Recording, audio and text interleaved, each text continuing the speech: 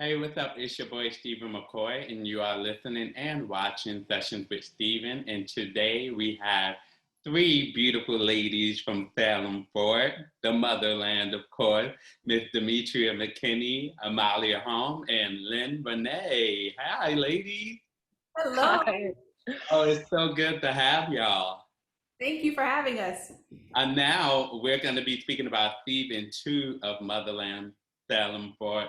You got to talk to us about it. I was fortunate enough to watch some episodes from season 2, so I'm a little ahead of the game. I know the fans, your switches are probably a little jealous of me because of that, but that's okay. We're all a family, right? How have your characters evolved since season 1, would you say? I think as far as Anacostia is going, she is in a place of discovery. She's seeking herself. That doesn't necessarily involve General Alder, which has been her mother figure, the military, which has been the foundation of who she is, and the normal goings on in her life. She's actually seeking the truth. She's seeking justice. She's seeking freedom for the witches, for humanity. She's seeking a way to kind of cure the plague that is now upon us, called the Camarilla, and the hatred that they kind of spew. But she's doing this all from an introspective space and a rogue mentality. So we're going to see her move very differently than she has, because it's all about truth and really trying to fix the problem without the conventional methods that she's used to. Mm-hmm. Yeah, I'm really excited for that journey of Anacostia, I must say. Also because, Scylla is in a way on a similar journey. What we leave her with in season 10 is that she just survived. She was ready to die. She was going to be sent to a prison where she would be left to die, but Anacostia helps her escape. And so this new chance to live, how do you make it count this time? How do you make it purposeful? And going in with that, she's still fighting for the freedom of all witches, but now the Camarilla is the threat that everyone's eyes is on, and that leaves no one unaffected. So I'd say that's what Scylla goes into season 2 with. And I think for Alder, the biggest change this season is that, in season 1, you saw Alder in control as a leader, for where everybody was behind her for a long time. And now it's the first time that all starts to, little cracks are starting to appear. Her confidence, like Anacostia, for example, isn't by her side anymore and is going rogue and opposite the orders of what Alder had told her to do. And all of a sudden she's on a very shaky ground, and that hasn't happened in a long time. The Camarilla is back. She thought they were eradicated from this place and this world, and they're not. So she was wrong, and Alder is usually not wrong. So that kind of shakes her whole foundation as well. So you start where the stakes are high, and she's got a lot on her plate. And you see that right in the first episode, and I even said to myself, "Wow, I haven't seen your character." It's almost like a guilt that she's carrying, and obviously throughout the season we'll see that emotion unravel. Yep. Yeah. Absolutely. Now, where do you ladies draw that emotion from? I mean, I know for Demetria, you actually come from a military family, correct? Correct. Yeah, so that's right in that's where you come from. So you definitely understand the passion. I didn't, though. That's the ironic part of it. It was very strange. My mother and my father were both in the military, Air Force, and my mother was the regimented, strict disciplinarian. There wasn't a whole lot of nurture to her.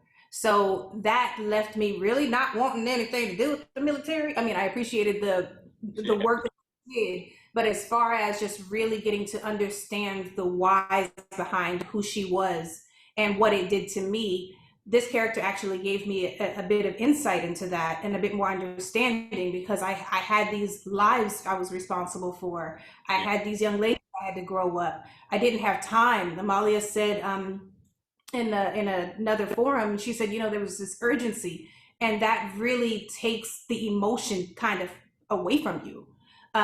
So as far as like pulling the emotion back into it, I drew a lot from motherhood. They call me Mama Costia for a reason. My son, I've been a single mom, and I took a lot of what I did with him and tried to implement that into how I was treating the young ladies. And as far as the other portion of it, it's two things for me.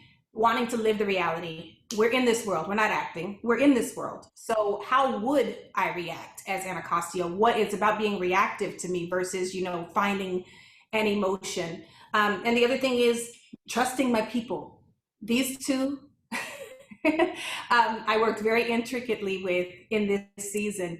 And I am so in awe of their work, and they make me step up every single time. They come prepared. We can lean on each other. We can trust each other. And if there is ever a day where we're kind of off or we're like a little bit like that, you have the support that's enveloping you the whole time.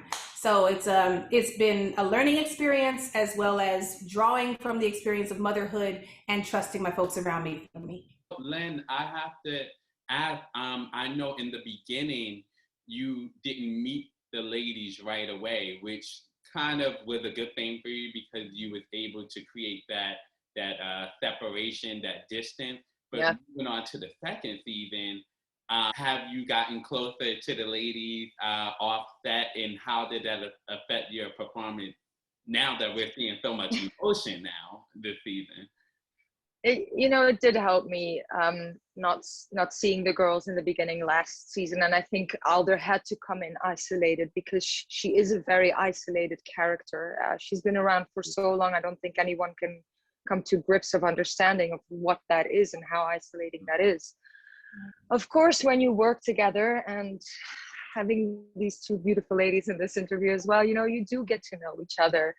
But I can't have anything from Lynn sip into Alder because Lynn is so different than Alder. I mean, Demetria will vouch for this. My nickname is Noodle. I trip over things. I giggle all the time. I'm always like, I'm sorry. Alder is the opposite. So I had to go and find an emotion that was not there here, or is there, but one that I wasn't tapping into in my own personal life. And for some reason, she's taught me a lot in my personal life. And, Anacostia and I had to go on such a different trip this season. But like Demetria was saying, we had a night shoot one night, which was so gruesome and intense. And we laugh ourselves through the night, and we dance and we do silly things and we keep each other upbeat. But then we had to come to a point where it was so emotional and so intimate, and then I get goosebumps when I think about it, because Demetria and I looked at each other and we're like, okay, all kidding aside, but we've got to get to that moment. And we just held each other, stood close, put our foreheads together, and kind of sunk into that emotion and connection. And when you're able to do that with your people on set, they're my family, and we get to thrive through each other. We get to grow through each other. We get to, as our character, am a person, and it's a very beautiful thing. That's beautiful. And Amalia, I want to know, how do you all keep balance? I mean, because you guys have this show, but you're also doing other things. You have Demetria on the House of Pain. She's doing so many different stuff. How do y'all keep a balance to be a star and promoting these shows and filming season 2 and balancing your personal life? That's a great question. Well, I would say that I must just hook on to what the ladies have been saying, because it is a gift and truly so helpful that we all connect so well. And these two are a blessing to work with. It's where I find my energy. And in that way, especially in COVID times, you can't really meet other people. Oh, you cannot. So it was wonderful to have them close. And I think we do our best to keep each other grounded and to keep ourselves grounded. And that's and that's how we go through it.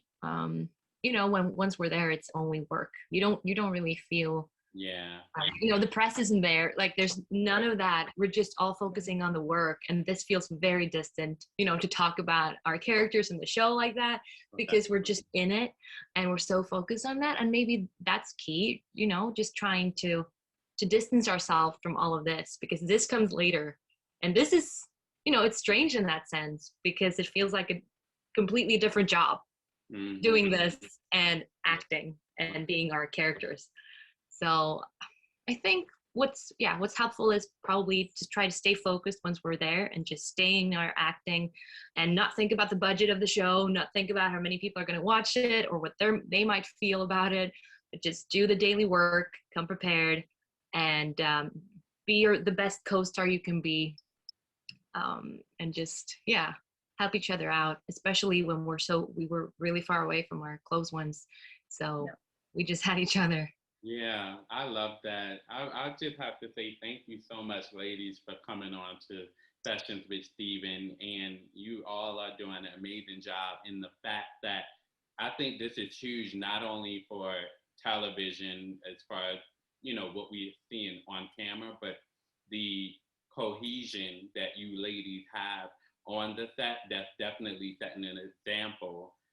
And that's what you need, a foundation, and that is what's going to carry a show for many years to come. So I wish you ladies the best of luck, and I'll be rooting for you, and I'll be supporting. Thank you, Steven. Thank you. Beautifully said. Thanks, Steven. Hey, subscribe now.